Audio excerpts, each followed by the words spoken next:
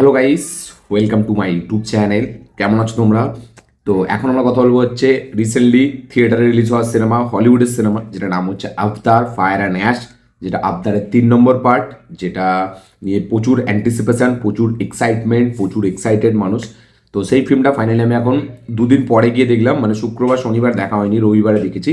কারণ আমি টাইম পাচ্ছিলাম না, এবং যেহেতু আমার বাড়ির সামনে যে থিয়েটার সেইখানে এই ফিল্মটা লাগেনি, তো আমি ভেবেছিলাম সেখানে দেবে, বাট সেখানে দেয়নি। যার কারণে আমার দুদিন পরে আমি এই ফিল্মটা ফাইনালি কালকে সানডেতে আমি এই ফিল্মটা গিয়ে সেকেন্ড শো আমি এই ফিল্মটা দেখেছি। তো কালকে রাত বাড়ি আসতে আসতে 10:30 বেজে গিয়েছিলো, যার কারণে ভিডিও বানানো হয়নি। কলকাতায় গিয়েছিলাম সিনেমাটা দেখতে। তো ওই জন্য আমি এখন এই ভিডিওটা বানাচ্ছি যে কেমন লাগলো আমার আভতার 3 ফায়ার অ্যান্ড অ্যাশ। এবং মানে এই ফিল্মটা নিয়ে যে এতটা অ্যান্টিসিপেশান, এই যে এক্সাইটমেন্ট, সেটা কি ফুলফিল হলো, সেটা কি জেমস ক্যামেরন ম্যাচ করতে পারলো, এবং এই ফিল্মটার মধ্যে নতুন আমরা কি পেলাম, এবং এই ফিল্মটা বাকি যে দুটো পার্ট মানে আভতার এবং দ্য ওয়ে অফ ওয়াটার, এই দুটো পার্টের থেকে কি হেভি, নাকি এই দুটো পার্টের থেকে একটু নিচে, এবং এই ফিল্মটা কতটা বক্স অফিস কালেকশন করতে পারবে, সেই সব নিয়ে এই ভিডিওর মধ্যে কথা হবে। তো চলো ভিডিওটা শুরু করা যাক। এক লাইনে যদি আভতার ওয়ে অফ ফায়ার অ্যান্ড অ্যাশের কথা আমি বলি, এই ফিল্মটা আমার ডেফিনেটলি, এই ফিল্মটা লাস্টের যে 40 মিনিট আছে, 40 থেকে 45 মিনিট আছে, সেটা আমার টু গুড লেগেছে। মানে থিয়েটার এক্সপিরিয়েন্সের জন্য বিশাল, মানে সেটা টেরিফিক। মানে ওই যে ভিজুয়ালটা যেটা আমরা দেখতে পাচ্ছি না, সেটা অসাধারণ লাগে দেখতে, এবং সেটা বিগ স্ক্রিন ছাড়া আপনি সেই এক্সপিরিয়েন্সটা পাবেন না। এবং মানে আমি তো বলবো, মানে আমাদের এখানে তো স্ক্রিনটা ছোট ছিল, আমি গ্লোবে দেখতে গিয়েছিলাম। মানে এই ফিল্মটা না যতটা বড় স্ক্রিন হবে, মানে তাতে দেখলে না বেশি মজা হবে। মানে যত বড় স্ক্রিন আপনি আপনার সামনে পাবেন, তত বড় স্ক্রিনে আভতার সিনেমাকে দেখতে হবে। এবং আমি এটা এখন কেন বুঝলাম, কারণ আমি ফার্স্ট টাইম আভতার থিয়েটারে এক্সপিরিয়েন্স করলাম। সেকেন্ড পার্টটাও থিয়েটারে দেখিনি, ফার্স্ট পার্টটা তো দেখেইনি, তখন আমার 9 বছরের মতো বয়স ছিল। তো এই প্রথমবার আমি এক্সপিরিয়েন্স করলাম। তো এই যে 3D যে ব্যাপারটা, যেটা আমরা তো 3Dতে দেখেছি, তো 3Dতে দেখছি না, মানে অসাধারণ তো এক্সপিরিয়েন্স তো অসাধারণ আসছে, বাট স্ক্রিনটা না অনেকটা ছোট হয়ে যাচ্ছে, এবং যার কারণে সেই ইম্প্যাক্টটা ঠিক পাচ্ছি না। হ্যাঁ, সাউন্ড ডেফিনেটলি বেটার ছিল, যার কারণে আমরা হেভি মজা পেয়েছি, ভিজুয়াল হেভি ছিল, বাট 3Dতে দেখার সময় স্ক্রিনটা একটু ছোট হয়ে যাচ্ছে। মানে 3Dর যে এলিমেন্টসগুলো, সেটা তো ব্যাপক মজা লাগছে, জল ছেটকাচ্ছে আমাদের, মানে জল পুরো চোখে পড়ছে, এরকম মনে হচ্ছে তীরগুলো যেন চোখে চলে আসছে। তো আভতার তো 3Dতে জন্যই বানানো, এবং 3D থেকে মানে দেখে আলাদা রকম মজা। আভতার 2Dতে দেখে আপনি মজা পাবেন না। বাট যারা মানে এই ফিল্মটা একবার আপনাকে 2Dতে দেখতে হবে, একবার আপনাকে 3D দেখতে হবে। কারণ এই ফিল্মটার যে মানে মজাটা, সেটা আপনি 3Dতেও পাবেন, 2Dতেও পাবেন। 3Dতে এই যে এলিমেন্টসগুলোর জন্য আপনি বেশি পাবেন, বাট 2Dতে না আপনি ফিল্মটাকে পুরো পরিষ্কারভাবে দেখতে পাবেন। 3Dতে আমার ফিল্ম দেখতে খুব সমস্যা হয়, সত্যি বলছি। মানে আভতার বলে আমি 3D দেখেছি, না হলে হয়তো অন্য ফিল্ম আমি 3D দেখতাম না। কারণ 3Dতে দেখে না আমার ঠিক জমে না। একটা স্ক্রিন ছোট হয়ে যায়, ওই চশমা পরে সব অন্ধকার অন্ধকার বেশি লাগে। খোলা চোখে দেখে যে মজা ফিল্মে, সেই মজাটা কখনোই 3Dতে দেখে আমি পাই না। বাট আবতার সেটা বানানোই 3Dর জন্য, এবং সেটা মজা দেয়, সেই ফিল্মটাই 3Dতে মজা দেয়। তো আমার তো এক্সপিরিয়েন্স আমার ব্যাপক লেগেছে। এবং জেমস ক্যামেরন সে তো মানে প্রত্যেকবারই বলে যে স্টোরিতে ধ্যান দিও না, জাস্ট ভিজুয়াল এক্সপিরিয়েন্স করে, স্পেকটাকেল বেস সিনেমা, সেটা স্পেকটাকেলগুলো আপনারা এনজয় করুন। তো এইখানেও ফিল্মটা স্টোরিতে নতুন কিছু নেই, সেই 2022-এর যে ফিল্মটা শেষ হয়েছিল সেইখান থেকেই গল্পটা শুরু। এবার এইখানে অন্য একটা, এই মানে এইরকম এই প্যান্ডারোবাসীদের মতো অন্য একটা কাইন্ড অফ একটা আপনি গোষ্ঠী বলতে পারেন, বা একটা ট্রাইব যারা আছে, ঠিক আছে, তারা আছে, তারা আসছে, যারা হচ্ছে অ্যাশ, ঠিক আছে, যারা ফায়ারকে কন্ট্রোল করতে পারে। তো যাদের মানে লিডারের নাম হচ্ছে আমাদের যাদের নাম হচ্ছে ভারাং। তো এবার তারা আসছে, এবং এই প্যান্ডোরাবাসীদের সাথে তাদের লড়াই হচ্ছে। জেক তার ফ্যামিলি নিয়ে একটা অন্য জায়গায় যাচ্ছিল, সেখানে তাদের উপরে অ্যাটাক করা হয়েছে। এবার ফাইনালি এই যে কর্নাল কারেজ, সে ফিরে আসছে, এবং এই ভারাং যে যারা এই ফায়ারটাকে কন্ট্রোল করতে পারে, যারা অ্যাস লোক, যারা মানে এই যে অ্যাস ফায়ার অ্যান্ড অ্যাস যে বলা হয়েছে, সেই ফায়ার অ্যান্ড অ্যাসের অ্যাস লোকগুলোই হচ্ছে এই ভারাঙের লোকগুলো। তো এবার তারা জেককে ধরার জন্য আসছে। তারা কি ফাইনালি জেককে ধরতে পারবে, এর ফ্যামিলিকে কি মেরে দেবে, নাকি জেক এদের ফ্যামিলিকে বাঁচিয়ে নেবে? এবং এই কার্নালের এবার কি হবে, মানে তাকে তো দ্বিতীয় পার্টে মেরে দেওয়া হয়েছিল, আমরা সকলেই দেখেছি। সেও এবার এই জ্যাকেদের মতো হয়ে গেছে, ঠিক আছে, প্যান্ডোরাবাসী টাইপের হয়ে গেছে। তো এবার জেককে ধরার জন্য এই দুজন আসছে, কর্নেল কারেজ এবং এই ওয়ারাং। তারা কি ফাইনালি তাকে ধরতে পারবে, এবং এই প্যান্ডোরাবাসীদের জায়গাটাকে কি তারা দখল করে নেবে, তাদেরকে সবাইকে কি মেরে দেবে, নাকি কিচ্ছুই করতে পারবে না? তো কি হবে সেটা দেখার জন্য এই ফিল্মটা আপনাকে দেখতে হবে। সেই 2022-এর ওয়ে অফ ওয়াটার যদি আপনি দেখে থাকেন, স্টোরি ওয়াইজ বা লাস্টের ফাইট সিকোয়েন্সটা, অ্যাকশনটা আপনার পুরো হুবাহু ওয়ে অফ ওয়াটারের মতোই মনে হবে। তো সিমিলারিটি প্রচুর আছে বাইশের আবতার এবং এই আবতার 3 এর মধ্যে। গল্পতে নতুন কিচ্ছু নেই, সেই কার্নেল কারেজ, এবং জেমস ক্যামেরন যেহেতু বলেছে যে 5টা ফিল্মে কার্নেল কারেজই কিন্তু ভিলেন থাকবে মেন, তো তাই জন্য সেই ভিলেনের সাথে যে লড়াইটা সেটা অতটা মানে কি বলবো, একটা কাট টু কাট মনে হয় না, মানে একদম হেভি যে একটা ব্যাপক একটা ব্যাপক একটা লড়াই হবে, একটা ডেঞ্জারাস, সেটা মনে হয় না। বাট এই যে হিউম্যান ভার্সেস এই যে প্যান্ডোরাবাসীদের লড়াই, সেই লড়াইটাকে যেভাবে ডিজাইন করা, সেখানে যেরকম এই মাছগুলো আসছে, ঠিক আছে, বা এই যে প্যান্ডোরাবাসীদের যেরকম তাদের সাথে যেভাবে মারপিট হচ্ছে, তো এই যে ফাইট সিকুয়েন্সটা, যে প্রেজেন্টেশন, যে এক্সিকিউশন, সেইটা অসাধারণ লাগে দেখতে, এবং সেইটাই এই ফিল্মটাকে বাঁচিয়ে নেয়। প্রথমে সত্যি বলছি ফিল্মটার আমি মজা পাচ্ছিলাম না, খুবই আমার অ্যাভারেজ লাগছিল, এবং খুবই আমি ভাবছিলাম যে একটা ফ্ল্যাট যাবে, মানে ফিল্মটা আমার অতটা হেভি লাগবে না। কারণ আবদার প্রথম যে পার্টটা সেটাই একমাত্র আপনাকে একদম ব্যাপক কিছু সারপ্রাইজ একটা জিনিস প্রোভাইড করে, ঠিক আছে, এবং একটা আলাদা জগতে, যেহেতু প্রথমবার আপনি একটা আলাদা জগতে যাচ্ছেন। বাট সেকেন্ড পার্টটা আমার অতটা হেভি লাগেনি। হ্যাঁ, আমি থিয়েটারে দেখিনি ডেফিনেটলি, এক্সপিরিয়েন্সটা আমার সেই লেভেলে, মানে আমি তো বলতে পারবো না কারণ আমি ফোনে দেখেছি।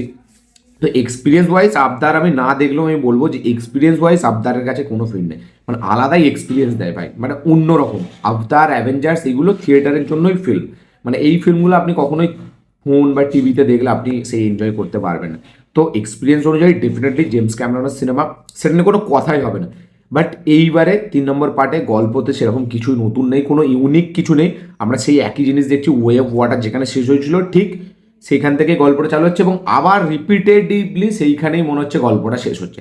তো পার্ট 2 এবং পার্ট 3 এর যে এন্ডিংটা বা এন্ডিংয়ের যে ফাইট সিকোয়েন্সটা, সেটা খুবই এক লাগে দেখতে, খুব মানে রিপিট মনে হয়, খুবই একদম সেম টু সেম লাগে, খালি কিছুটা চেঞ্জেস করা, যে বাকি সবটাই একই লাগে।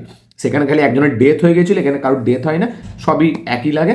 এবং এখানে নতুন কিছু ক্যারেক্টার যাদেরকে মানে শেষ করে দেওয়া হয়েছে, ঠিক আছে, বাকি সব একই আছে। এবং ভিজুয়ালি যেরকম বললাম যে লাস্টের 45 মিনিট আপনাকে চরম লেভেলের মজা দেবে, মানে সেখানে আপনি বুঝতে পারবেন যে জেমস ক্যামেরন কী জিনিস, সেখানে আপনি বুঝতে পারবেন যে ভিজুয়াল কী জিনিস, সেখানে আপনি বুঝতে পারবেন এই যে ভিশন, এই যে চিন্তা ভাবনা, কীভাবে জিনিসগুলোকে এক্সিকিউট করবে, কীভাবে তৈরি করে জিনিসগুলোকে, কীভাবে এরকম একটা মানুষ ভাবতে পারে, সেই কোশ্চেনগুলো আপনার এই লাস্টে 40-45 মিনিটে আসবে। এবং যখন ওই ড্রাগনটা ফিরে আসবে, যার নাম হচ্ছে কি তামেয় না কি একটা নাম, তো সে যখন ফিরে আসছে তার একটা অরা, এবং যখন এই জেক সে নিজে ফাইট করার জন্য রেডি হচ্ছে, বাকি সব জায়গা থেকে লোক আসছে, সব একসাথে হচ্ছে, এই যে এভা, যারা তার প্যান্ডোরাবাসীরা যাকে মা মনে করে, তারা যখন সৈন্য পাঠাচ্ছে, ঠিক আছে, তো এইসব সিকোয়েন্সগুলো হেভি। এবং এখানে এই যে আমাদের যে মানে আকাশবাসীর যে ক্যারেক্টারটা, যার নাম হচ্ছে আমাদের নামটা ভুলে যাচ্ছি, যার বড় বড় চুল, যে মাস্ক পরে থাকে, কার্নালের যে ছেলে অ্যাকচুয়ালি, তো তার কিছু কিছু ফানি মুভমেন্ট, সেগুলো বেশ ভালো লাগে। তো সব কিছু মিলিয়ে এক্সপিরিয়েন্স আপনি পাবেন। বাট মানে এই এক্সপিরিয়েন্সটা যদি না থাকতো, এই 3Dটা যদি না থাকতো, তাহলে কিন্তু আপনার মানে অতটা হেভি লাগতো না, সত্যি বলছি। মানে লাস্টের 40 মিনিট তবুই তো ঠিক আছে, বাকি ওভারঅল প্রথমের দিকে ফিল্মটা সেরকমভাবে হার্ড মনে হয় না, মানে লাস্টের 40 মিনিট হার্ড মনে হয়, বাট সেই একই জিনিস রিপিটেটিভ মনে হয়, যে জেক ভার্সেস এই কার্নেলের যে লড়াইটা, সেটা কোথাও গিয়ে এন্ড হচ্ছে না, সেই লড়াইটা দিয়েই আমাদের 3টে ফিল্ম আমরা দেখে গেলাম। তো একটা জাস্ট চলছে একটা ভিজুয়াল এক্সপিরিয়েন্স করছি, তো আমার সেরকম টাইপের মনে হয়েছে, ঠিক আছে। মানে আমি এই ফিল্মটাকে সত্যি বলছি রিপিটে আর দেখবো না, কারণ আমার অতটা হেভি লাগেনি। হ্যাঁ, আমি এক্সপিরিয়েন্স করেছি, একবার করেছি, আমার ব্যাপক লেগেছে লাস্টের 40-45 মিনিট, বাকি ওভারঅল প্রথমের দিকে ফিল্মটা আমার অতটা হেভি লাগেনি।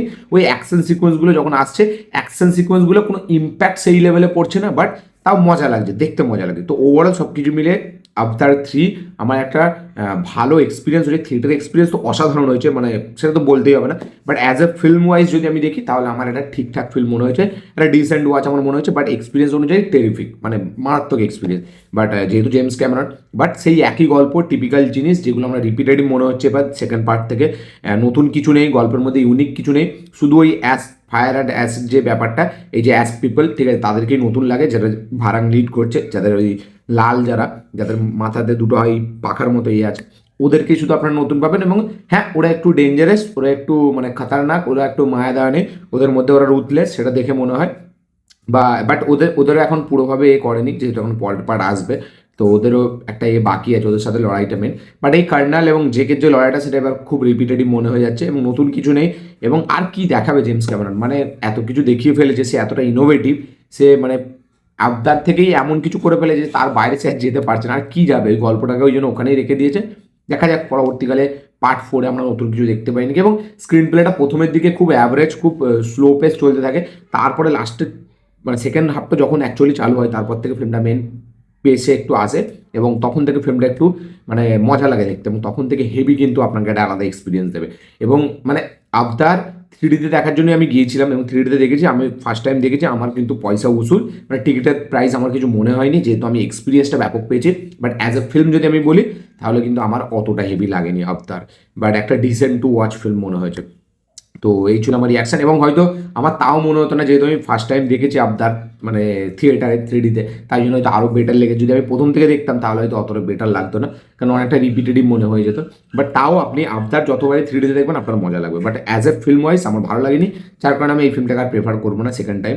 তো এই ছিল আমার রিয়াকশান। হ্যাঁ, এবার যদি 4DX-এ হয় বা আরও বিগ স্ক্রিন হয়, সেখানে আমি একবার অবশ্যই ডেফিনেটলি দেখবো, কারণ আমি সেই এক্সপিরিয়েন্সটা দেখতে চাই যে কীরকম লাগে 4DX বা এরকম বড় আইম্যাক্স স্ক্রিন হবে সেখানে 3Dটা কীরকম লাগে। তো আমি একটা এক্সপিরিয়েন্সের জন্য আমি সেকেন্ড টাইম দেখতে পারি, বাট অ্যাজ এ ফিল্ম আমি কোনোদিনই সেকেন্ড টাইম দেখবো না। তো আমার অতটা ভালো লাগেনি ফিল্ম ওয়াইজ, এক্সপিরিয়েন্স ওয়াইজ ব্যাপক অসাধারণ ট্রিমেন্ডাস একটা এক্সপিরিয়েন্স। এবং জেমস ক্যামেরনের কথা যদি বলি, ডিরেকশন তো টপ নচ, এবং সবটাই তো ভিএফএক্সের ওপরে, তো সেইখানে তার যে দিমাগ, তার যে ভিশন, সেটা আউটস্ট্যান্ডিং। জেমস ক্যামেরন মানে একটা আলাদা চিন্তাভাবনা, সেটা ব্যাপক। ফিল্মের মিউজিক খুব সুন্দর, পারফরমেন্স খুব ভালো, বাট স্টোরিতে যে সোলটা, সেই সোলটা আমি কোথাও খুঁজে পাইনি। তো ওভারঅল সব কিছু মিলে এই ছিল আমার রিয়াকশন, এই ছিল আমার রিভিউ। তো জেমস ক্যামেরন মানেই যে মানে আপনি বিশাল কিছু একটা এক্সপেকটেশন করে যাবেন, নতুন কিছু দেখবেন, সেটা সবসময় না। আবতারই একমাত্র নতুন কিছু পেয়েছিলাম, বা টাইটানিকে বা জেমস ক্যামেরনের বাকি যেসব সিনেমা আছে, ঠিক আছে, সেগুলো আমার আবতারের থেকে আরও বেটার মনে হয় film wise, but visual wise definitely আবতারের কাছে কেউ নেই, ঠিক আছে। মানে আমি যদি বলি এখন জেমস ক্যামেরনের আমার ফেভারিট ফিল্ম, সেটা হচ্ছে টার্মিনেটর 2 জাজমেন্ট ডে, যেটা রিপিট ভ্যালু আমার মনে হয় না হলিউডের ওরকম কোনো ফিল্মের আছে। ছোটোবেলায় এত দেখেছি, আজও যদি আমাকে প্রপার 2 বা 3 বার ব্যাক টু ব্যাক দেখে নিতে বলে আমি দেখে নিতে পারবো। ফিল্মটার যে রিপিট ভ্যালু, সেখানে আর্নল্ডের যে পারফরমেন্স, যাকে যে অড়া তার ভাই নেক্সট লেভেল। মানে জেমস ক্যামেরন আমি চাই ওই রকম একটা ফিল্ম আজকের দিনে বানাক। মানে টেরিফিক একটা স্ক্রিন প্লে ছিল, terrific writing, terrific action sequence, অসাধারণ ডিরেকশন ছিল। তো এবং অড়া কাকে বলে ওই ফিল্মটাই দেখিয়েছিল জেমস ক্যামেরন। তো আবদার তো একটা হাটকে ফিল্ম, একটা আলাদাই চিন্তা ভাবনা। তো এটা কাইন্ড অফ একটা মাইথোলজিক্যাল টাইপের ফিল্ম আমাদের ইন্ডিয়ার জগৎ থেকে যদি দেখি। এবং কালকে আমি একটা ভিডিও দেখছিলাম যে জেমস ক্যামেরন নাকি এই ফিল্মটাতে এটার জন্য নাকি আমাদের ইন্ডিয়ার মাইথোলজি থেকেই এক্সপিরিয়েন্স করে, মানে করেই বানিয়েছে, ইন্সপিরেশন নিয়ে। তো আমি একটা কালকে ভিডিওতে দেখছিলাম। তো এই ছিল আমার রিভিউ রিয়াকশন। ভিডিওটা ভালো হয়ে থাকলে লাইক শেয়ার কমেন্ট করে দেবেন। তো যারা এখন দেখেননি আবতার 3, অবশ্যই ডেফিনেটলি একটা বিগ স্ক্রিন এক্সপিরিয়েন্স, সেই মজাটা আপনি কোনোদিনই টিভিতে বা ফোনে পাবেন না। আপনারা অবশ্যই যান, গিয়ে জাস্ট মানে ওয়াচ করুন ফিল্মটা, জাস্ট দেখুন এবং এক্সপিরিয়েন্সটা নিন। এবং টিকিটের দাম এক্সপিরিয়েন্স অনুযায়ী টিকিটের দাম কিন্তু ভালোই কম, মানে অন্যান্য ফিল্মের থেকে অনেকটা কম। এবং মানে আমাদের যারা দেখে নিয়েছেন তাদের কি বক্তব্য, কি মতামত অবশ্যই শেয়ার করবেন। এই ছিল আমার রিয়াকশন, এই ছিল আমার রিভিউ। ভিডিওটা ভালো হয়ে থাকলে যেরকম বললাম করে দেবেন। দেখা হচ্ছে পরের ভিডিওতে, ততক্ষণের জন্য বাই।